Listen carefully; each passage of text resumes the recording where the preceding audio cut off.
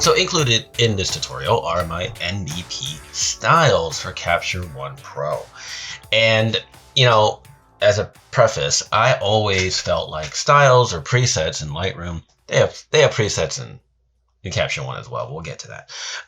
But styles and all these kind of, you know, sort of preset things, I always was skeptical about for years. And I always felt like, you know, who wants to make these and you know, why are they useful, or etc. And then, you know, of course, in the world of Lightroom presets, everybody is constantly selling presets out there, and I'm not sure how valuable any of them ever were. Over time, I kind of figured out, you know, I can actually make some styles that are going to benefit what I do in my workflow, so I did. And after a while then, I thought, you know what, these might actually be useful. And they might actually be useful because of the way I created them for myself.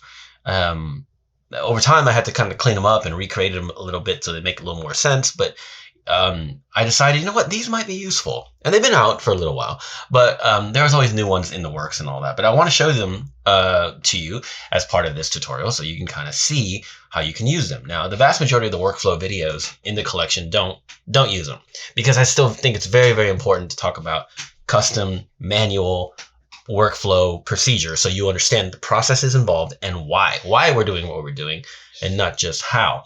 So, but this video is a great way to augment everything that the workflow videos show, because you can think, hey, you know what? I like the result I can get with that, and that saves me some time. Nothing wrong with any of that. So let's walk you through it. This video is going to be a little bit lengthy, but watch it in pieces, or, you know, whatever's convenient for you. Just keep in mind that this is simply a suggestion. The styles are, to me, very useful. I use them quite frequently, etc. And you may or may not need all of the styles in your workflow. You may not use them at all. But let's go through them. Here we go. First, let's find some images that work.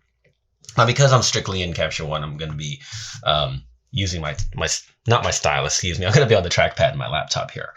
Okay, so let's find some images first. Here's a set of images out of camera that are similar enough, because they're the same set, same lighting, similar enough, but they might need some tweaking to make sure they all match. It's a great set to play with this, okay? So let's talk about it. Let's find one image first, and let's open up the styles. Now, if you don't know where they are in Capture One, there's a little icon here that looks like honestly like a clipboard with a check on it, okay? Those are styles.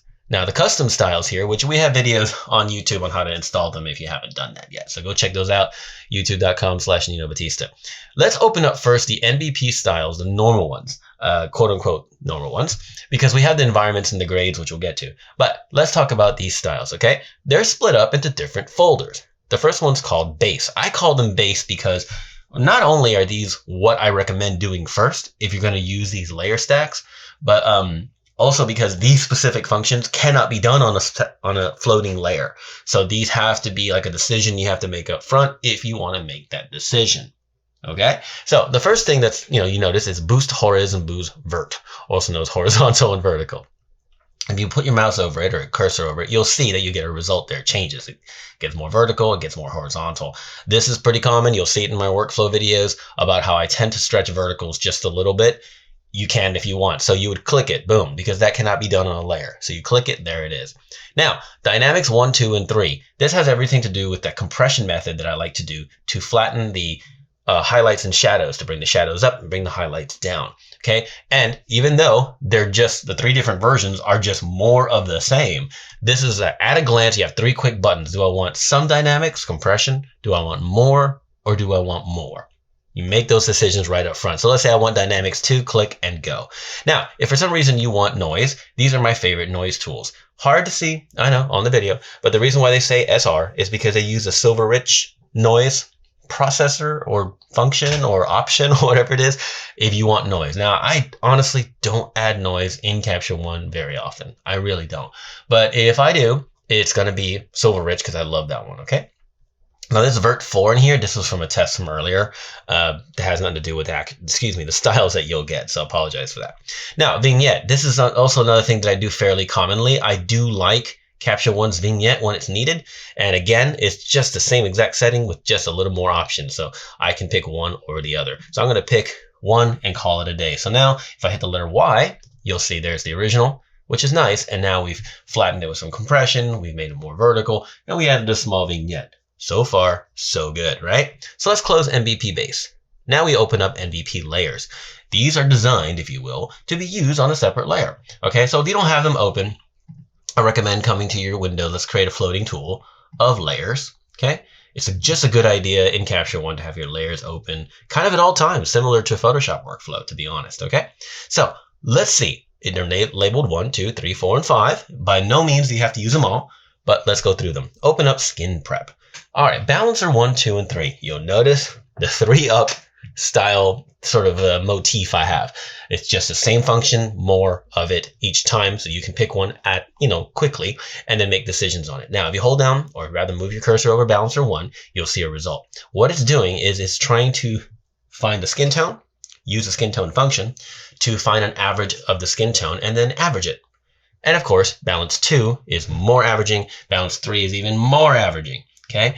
And you have to trust your eye on this. It's not simply, do I want more or less? Sometimes less looks a lot better. It looks more real, but it solves your problem a little bit. And sometimes 2 and 3 won't even look that different. And other times this is a complete disaster because when Capture One finds a skin tone average, sometimes it's too pink or too yellow. That's normal. That's absolutely normal. We can tweak that. So you have to think to yourself, if the style doesn't work immediately, I can still tweak. A couple other ways you can tweak. Let's say I want to go all out on my balancer and I want to add number 3.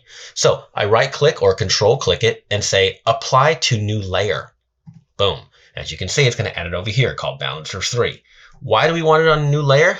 A couple of reasons. One, first and foremost, we have opacity. This is going to be important for all these functions because you can scale them back a little bit. If you need to change the average tone, you can go to the actual tool itself on that layer and adjust it. Right, so if I'm on that layer, I can come over here to the tool in question, which is skin tone, and then I can modify it as needed. Let's say I want it more pink, I modify it as needed, and now the skin tone, it goes more pink. Keep in mind when you're working with layers in Capture One, if I go back to the background, that's a whole different set of settings, right? Keep that in mind, very important. You got to know where you are at all times.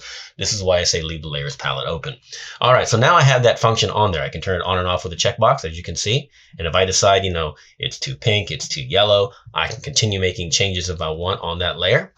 And if I really want, I can take the opacity down a little bit just to blend the effect slightly less. Very common process. Recommended that you always pop it onto a new layer and do that, okay? Now, couple other things under Skin Prep that you may or may not need. De-orange, if you move your mouse over that, you will see a result. It actually does exactly what it sounds like. It takes most of the orange skin tones and really removes them. Not hugely useful for the most part, but it is useful with a deep orange spray tan or something of that nature that's really messed you up. Which is a good time for me to also mention that you really need to get your white balance and exposure kind of where you want it before you start playing with styles. That way you don't get a false positive. These happen to be out of the gate, out of the box, out of the camera. Pretty good. I like the white balance and I like the exposure. None of the styles are ever going to modify your exposure or white balance unless it's the ones that do that, which I'll explain in a minute. Those are specific. But the vast majority of them do not touch your exposure and white balance because those vary. So make sure you get that under control before you start playing with these. Now we have Deepen 1, 2, and 3. So if we go to Deepen 1, you'll see the skin tone range gets a little darker, gets a little darker, gets a little darker. Now in the case of Freya, it's mostly modifying her hair, and that's not completely uncommon. But if I really, really want to commit to this idea, I could right click it and say apply to new layer. There it is. And then when I go find those functions, find out what's going on, which, oops, wrong place. I'm going to come here to advanced. I need to move the skin tone more towards pink and a little outer more towards yellow to try to see if I can incorporate more of the actual skin tone to be darkened. So it is doing some, but the range is pretty different. Okay, if we go out to pink, yeah, it doesn't make that much of a difference. Okay, so it's very, very low saturation, but you know what? I get a decent result. I even don't mind the hair getting a little darker, but I can just scale back the opacity on that.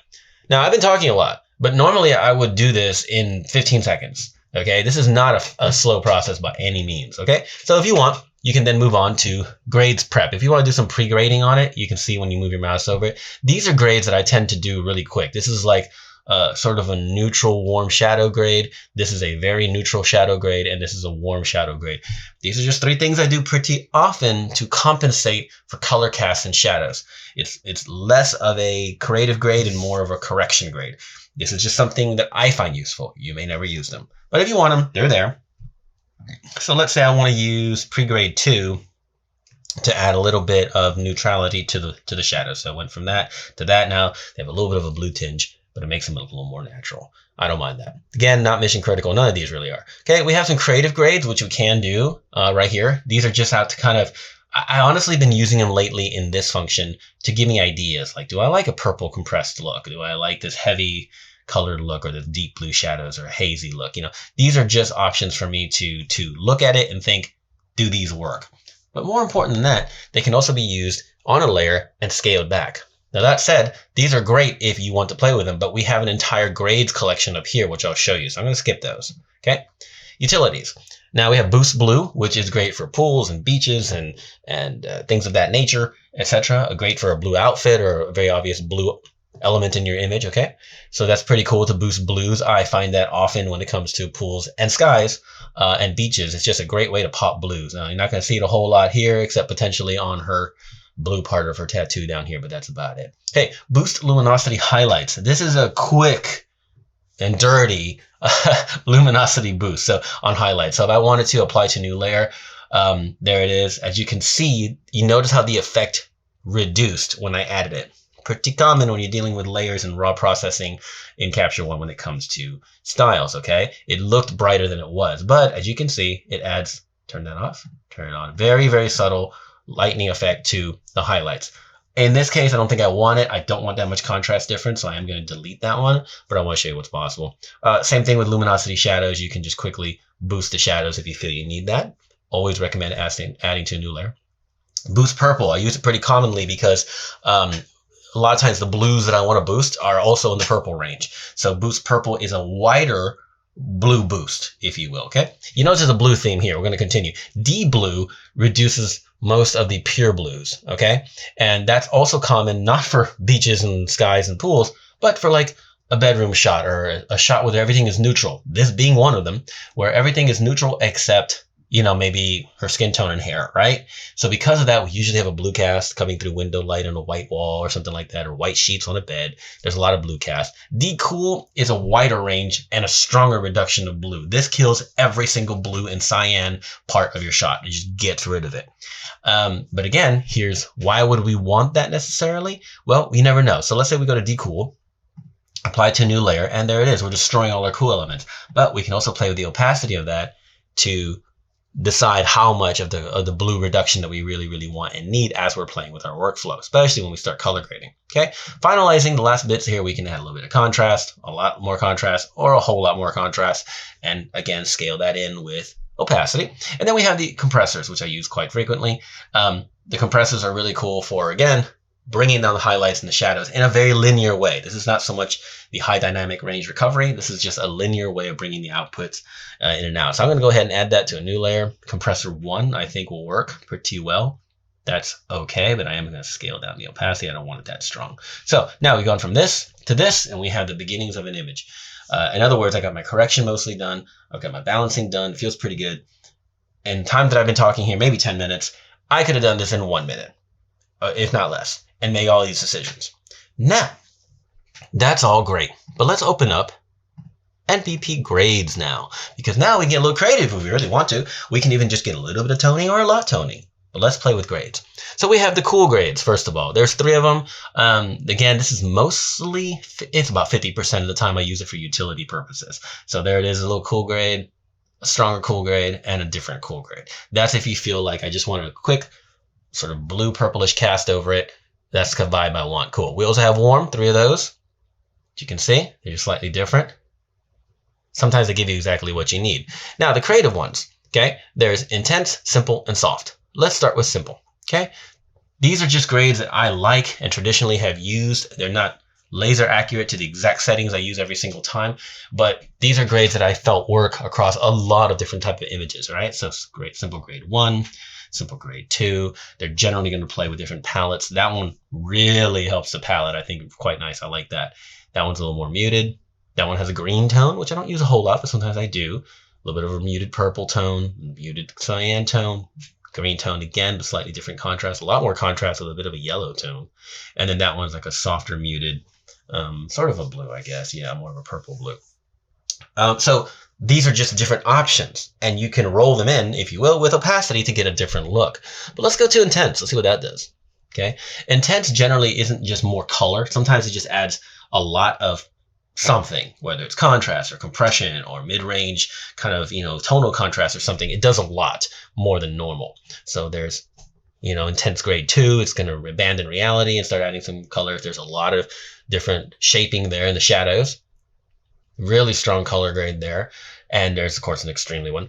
But the thing that I take from this, okay, when I use my extreme ones, if I like this sort of red vibe that's happening here, it's going to give me a vintage tone, I will apply to a new layer and straight away change the opacity. So maybe like a 43%. It went from this, which is almost out of camera looking, and now we have a warm, softish tone, and there's a vibe to it, right? I can play with it. I can add more grading layers if I really, really want, and keep layering this to something that I think looks cool. But I think the soft grades is what I'm going to want for this look. That's kind of what I'm thinking. I'm going to go through each one and see if one strikes me.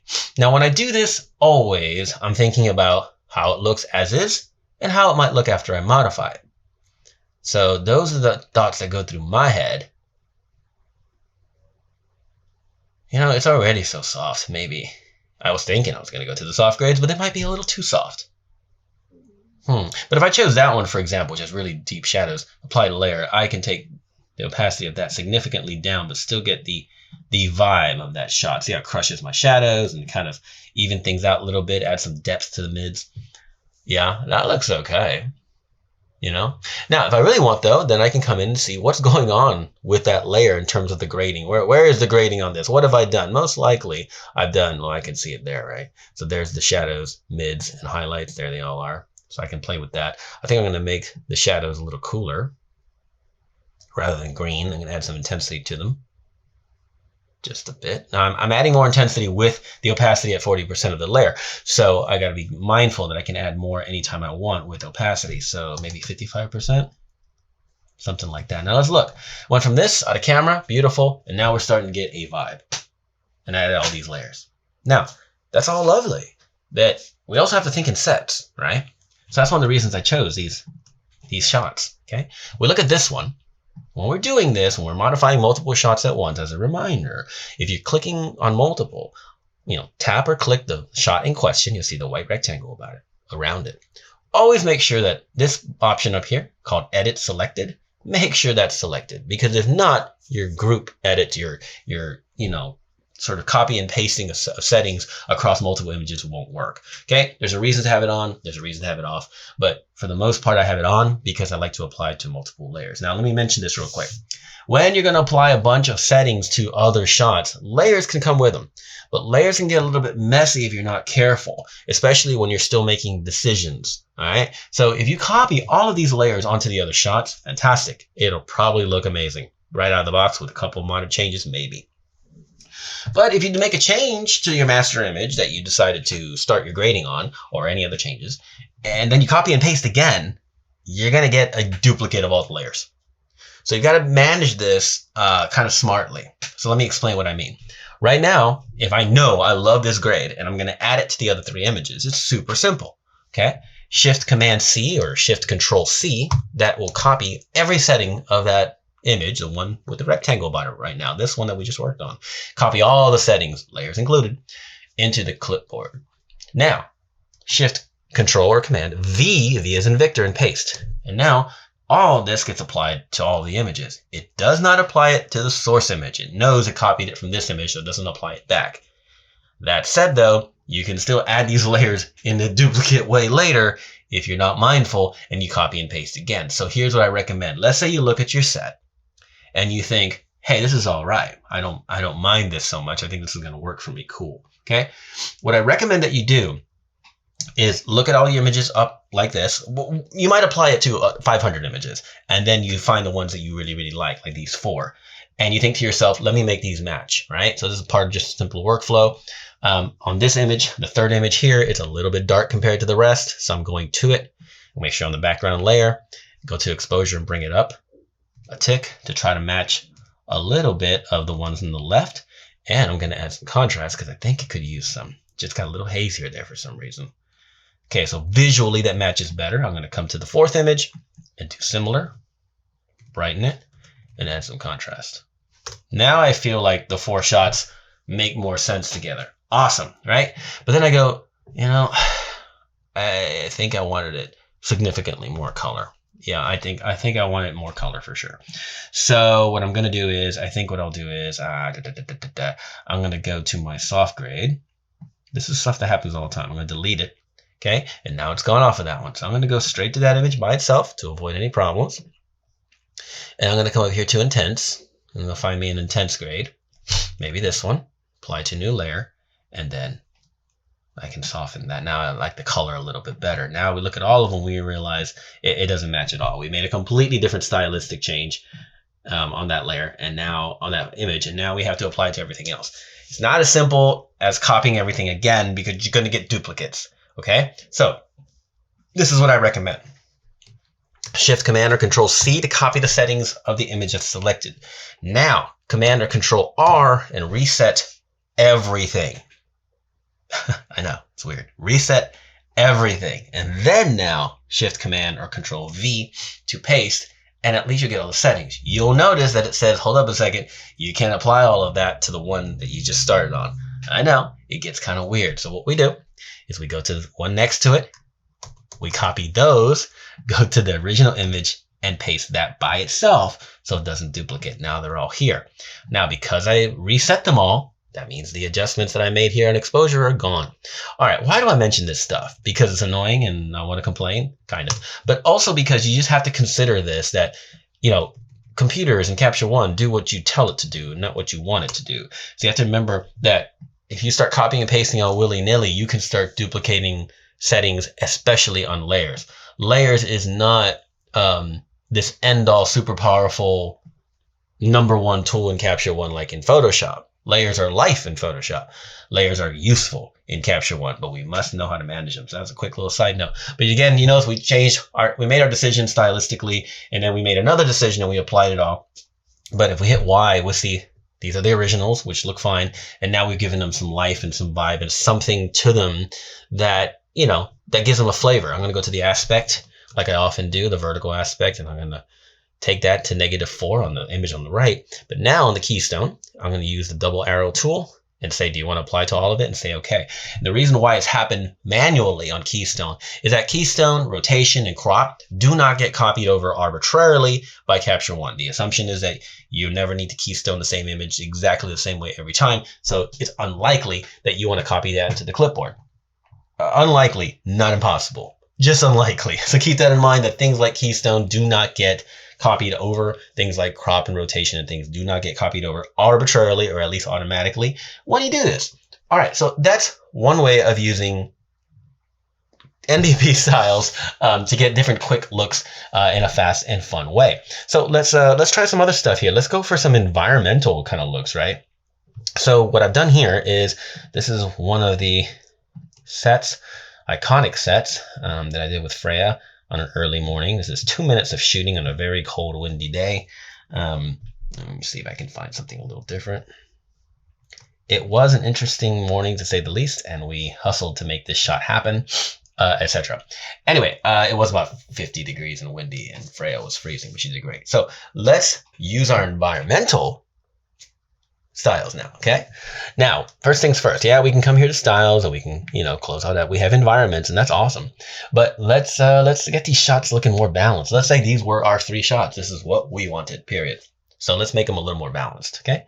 So we're going to go to the first one, which is obviously darker, but at the same time could use a little bit of a crop. So I'm going to crop this one a little tighter. There we go. Now I feel like it balances a little bit better. I like the exposure of it, and I don't like the exposure of these, so I'm going to take them down. Gonna eyeball this. Click on the next one, cursor down. Okay, so I feel like these sort of match. Now we're gonna work with the styles in a more automatic way. Okay, so let's see here. We have under environments, we have a ton of different ones, right? And they're labeled certain things, but it doesn't mean they can't be used for other things. Like, you know, NBP Beach Shady. It's not to say that it's not going to work on a Las Vegas sign in the morning. It just means that that's where I created it from. And generally speaking, it works pretty well. So let's play with them. Let's move our mouse over it.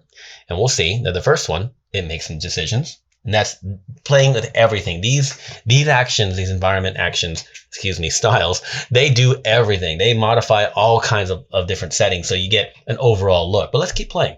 Shady 2, different vibe.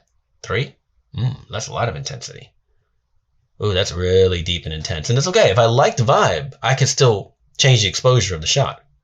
That's what's great about raw. That one has a bit of a toning to it. Also a bit of a toning, but in the cool side.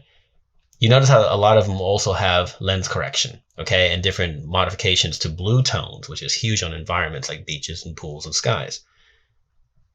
Okay, so we're just going to play with these until we find something that we sort of like. And sometimes, you know, working with these styles also give you an idea of what you might try that you otherwise might not have tried before by playing with the styles. And now I want a deep look. Oh, well, just as I say it, I get a really deep look. Okay, so something like that. I went from this to that. And you notice, you notice how I went from multiple images at the same time. If I had 100 of these, I could do it all at the same time by moving my cursor over and seeing what I like that. So I'm going to hit apply, and there it is. All right. We don't necessarily need to leave layers open because the environments are designed to be used as is. Just dump it on there and then go dig into the settings if you really want, and play around with things until you get a look that you like. So I am going to brighten these a bit, just a little. But I like the vibe that's happening there. That blue might be a little strong back there, but it went from this to this. We made a couple of exposure adjustments manually, and then we started using environments, and things started balancing together quite nice. So that's a good vibe right there. Look how intense the sky got. Yeah. So we're gonna brighten it just a little bit more. We can also keep playing. You know, we can dig in here and find out what's going on and make our own modifications to things as we want. So the advanced tab, I see it's darkening some skin tone, and that's fine. Let's go ahead and bring the saturation up on that. Cool. If I want to bring the saturation up on it and then apply it to everything else, we go to that color editor tool, double arrow a little icon, hit it, and say apply. Boom. Now we applied that red boost to everything. So from this to this, that's one way to use environments. So I think that, you know, when you play around with these, usually looking at them as a group, you find your settings that you like, or rather the shots that you like, and then you play around with them as a group to see what could work. And just for grins, let's go ahead and turn this off. That's what's great about styles, that you can turn off every setting just by tapping it, and it's off again. And let's play with the other ones. Let's go to Nature Shady. Not bad. Shady 2, really soft. Pool Shady. Look at that one, a whole different vibe. Pool Sunny, that's just going to account for contrast a little bit differently. Pool Sunny 3, Pool Sunny 4, very hazy kind of vibe there, etc. We have some monochrome ones too we really want. Look at that. We go from that. Look at that. Vintagey, that's cool. This one, grainy, high ISO kind of shots. Ooh, you know what? I actually like that. I think that looks really cool. It looks vintage. That looks super vintage. So let's try that one. And then we'll darken. How cool is that? Oh, wow. That's killer. And the little bit of noise in there. Yeah, it definitely looks vintagey. Kind of dig that, you know. Obviously, I shot it with intent of being color. But you can see how cool it was with environments. We just, you know, it's not just arbitrarily making it black and white by reducing the saturation. It's doing all kinds of other functions. And I like this kind of black and white conversion on this shot. I think that looks pretty cool. Let's turn that off, though, and continue. Monochrome light and bright. Monochrome light and bright, also vintagey looking. That's kind of cool. Now, these here are called bedroom white sheets. You notice how the blues are gone, just obliterated. Because often when I do natural light in bedrooms with white sheets, I need to get rid of a blue cast most of the time. So that's why these completely obliterate the sky. It's not what I intended for this look at all. I was really digging that vintagey sort of black and white vibe. I might have to edit these in black and white as well. Anyway, so that shows you there how those kind of work on the NBP environments. They're really cool, etc. So just keep that in mind when you're playing with these. There's always something new you can do. Now, speaking of that, let's go to, let's find a file. Let's find a file. How about these? Let's go to these. Okay. We'll go ahead and move that one. There we go. Cool. So we have these shots right out of the camera. Let's go back to styles. Now, we have a couple other things that we didn't do in the normal styles. One is the monochrome options, which we just played with a little bit because there's monochrome options in the environments. But if we come here, we see one type of monochrome look, which is only the start. We can always tweak. And then we go to monochrome 2. Look at that. It's a different monochrome vibe completely. Monochrome 3, 4. We continue. See how these little modifications to the luminosity of the different ranges and the type of compression that we're using. Look at all that recovery, etc. These may not be, they may not work for every shot, you know, that you're doing right then, but they might work for another. That's why there's 10. It's just to get you started. This one's super bright. This one's a little deeper. This one's a little hazier. Great monochrome choices for you to start with and play with. They all have to be applied to the background layer, so you can't add them to a new one necessarily, but they get the job done if you're doing raw conversion, black and whites like I do. It's really, really useful for me. Love that. Now, NBP Quick Prep. These are great when you need to get something done really quick, okay? You notice how they're separated by numbers. 4750K, 5000K, 5250K. That is your white balance. It is not your tint, it is your white balance. These are intended to get you 95% of the way there based on white balance. That's a decision that has to be made per shot. Right? And you notice I had the range between 4750 and 7500, which is generally where I fall. I don't ever shoot at 2000 or 2500 Kelvin unless I'm in an incandescent light bulb situation, and that's all I can do and I must make it work. So this is the way to get you started. It doesn't just do the white balance. It does a lot of general prep that I like to do on my shots. Lots of things. So when you move your mouse over a 4750 quick prep, I can talk. You notice how it's a little bit cool looking because the shot was not shot at 4750. So if I go to 5250, it gets a little bit better. 5500, now my Kelvin's makes a little more sense. I can warm it up with 6000, make the shot a little warmer than it needs to be, or start at 5500. Tap. Boom. Now all of those not only are at 5500, but they have all my usual settings, or at least a good balance of my usual settings that I like to start with whenever I work with raw processing. This gets everything in order. So if I hit Y, there's the originals. As you can see, they're very raw looking. These are a little bit more processed looking. Very, very subtle. Now, on a background like this, white background, gray dress, pretty straightforward on white balance, but it can make a radical difference in other things that you do. So these are just great to get you started. Sometimes I come here, I choose Quick Prep 5500, and then I might come in and, you know, maybe I need it a little cooler. So I go 4750 and I'll tint it towards a little bit of pink. And there you go. Now I'm happy with it. Every other major setting is there. So I know that I'm getting the compression, the skin tone balancing a little bit. I'm getting some high dynamic range compensation. I know that these things are happening, and then I can continue playing. So if I want to brighten a little bit, I can brighten knowing that everything else is in order. This is a great way to get something done fast. At least to get you, like I said, 95% of the way there, and then you can continue tweaking. Do I think this is how you should start everything right out of the gate with the quick prep? No, but I do know that they can be very, very useful, especially when efficiency is the number one thing that you're after.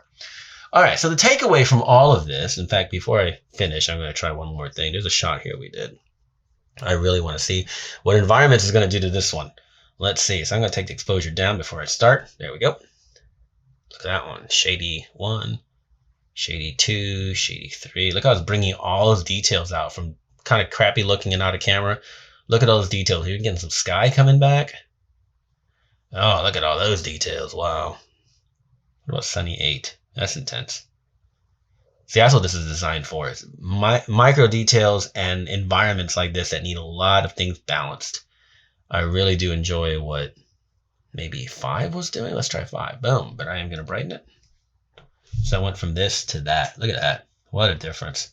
That gives it a tone and feel. Everything looks so even. We got, like I said, some blue sky back, you know, in the windows up top. That's kind of cool. Yeah, so that's fun. So my point is, these are not just for utility things, not just for efficiency things, but ideally for you to be able to get creative even. So here's some shots that definitely need some creativity with the gels and whatnot. What does environments do to them? Let's find out. Maybe environments will destroy it, but let's see. Because studio is not exactly the environment these were intended for, but let's play. And if environments isn't the job for it, maybe it's quick prep. Maybe it's quick prep. Maybe I don't mind that at all. Let's try that. Then we can boost our our saturation on our own. Yeah, so I went from this to that. Look at that. It's already slightly better, and we can tweak from there. That's the whole point of NBP Styles, to leverage raw data to start your look and get looks that you like quickly in an efficient manner that's going to make things look wonderful because you're leveraging raw data. Then you send this to Photoshop and you have all this beautiful raw modifications cooked in. Don't forget to open your layers palette, float it around like you do in Photoshop. It's really, really useful. You only have a maximum, last I read, of 16 layers in Capture One, but that was never the intent. This is not supposed to be a layer intensive compositing program or anything like that. So hope that helps. I hope you enjoy the NBP Styles. Play. Remember to add some to new layers. Some you can't add to new layers. Don't forget opacity. Experiment. You never know what you might come up with when you're using presets in a way that's not limiting. Don't think click and run. Think click as a start and see where it inspires you to take the shot. Because you never know. Sometimes you go one direction like I did with these. It was cool tone and then I realized no, I want warm tone, and I have these tools to make it happen quickly, still leveraging all the power of Capture One Raw.